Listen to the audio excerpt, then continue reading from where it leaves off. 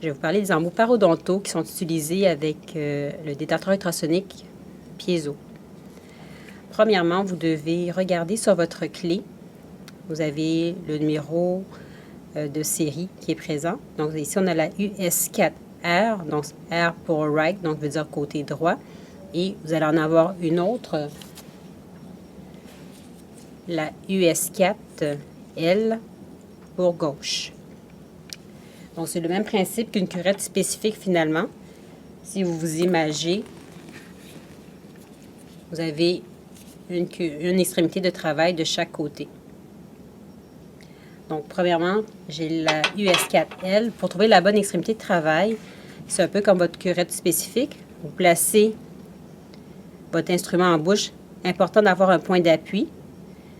Si le bas de la tige est parallèle à l'axe long de la dent, vous avez la bonne extrémité de travail. Deuxième petit truc, si le coude de mon instrument est dirigé vers le distal, j'ai la bonne extrémité de travail.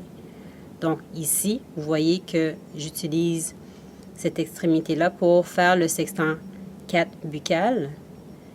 Et je vais pouvoir utiliser le même embout pour venir faire mon sextant 6 lingual.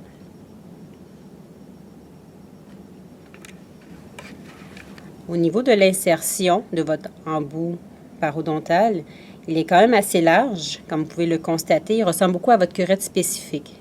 Donc, encore une fois, il faut avoir une insertion environ de 0 à 40 degrés pour vous insérer pour ne pas lacérer les tissus de votre client. Donc, si je vais aller au distal, donc, important de bien coucher votre instrument. Vous voyez que le bas de la tige est en diagonale par rapport à la dent. Donc, vous insérez et vous allez venir vous redresser pour venir faire votre détartrage.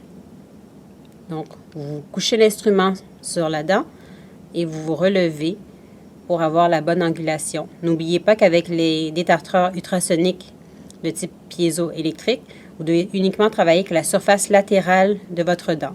Donc, si le bas de la tige est parallèle à l'axe long, automatiquement, vous allez travailler avec la surface latérale. Si je veux m'insérer au buccal, donc, vous avez votre extrémité de travail est comme une sonde, donc vous insérez en sous-gingival et vous redressez votre instrument pour que le bas de la tige soit parallèle et vous venez travailler de cette façon-là avec la surface latérale. La même chose pour la partie mésiale. On couche l'instrument, donc la face est dirigée contre la dent. Donc le bas de la tige est en diagonale aussi par rapport à ma dent et je vais venir redresser l'extrémité de travail pour qu'il soit parallèle à mon axe long.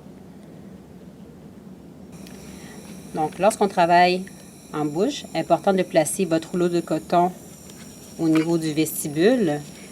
Donc, le rouleau de coton va protéger les tissus de votre client et aussi va pouvoir absorber les différents aérosols et l'eau qui va être mis en bouche. Venez appuyer votre succion rapide sur le rouleau de coton pour ne pas blesser aussi la muqueuse de votre client. Important de ne pas trop coller votre ouverture de votre succion rapide sur votre embout, sinon il n'y aura pas assez d'eau au niveau de la dent et on risque de surchauffer celle-ci.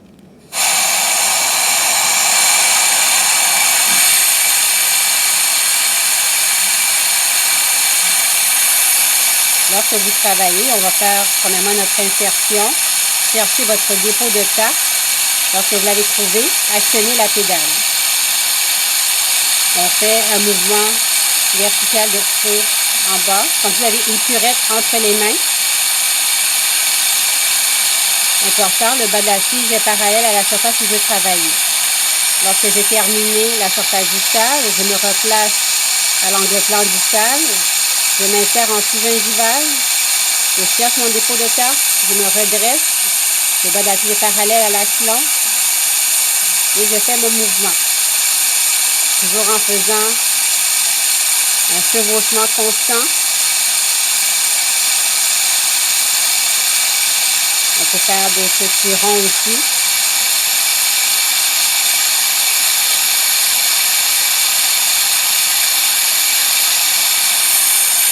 Pour venir à la surface médiale, insérer en sous gingival. Donc, on se glisse sous la gencive. Le bas de la tige est en diagonale par rapport à la dent.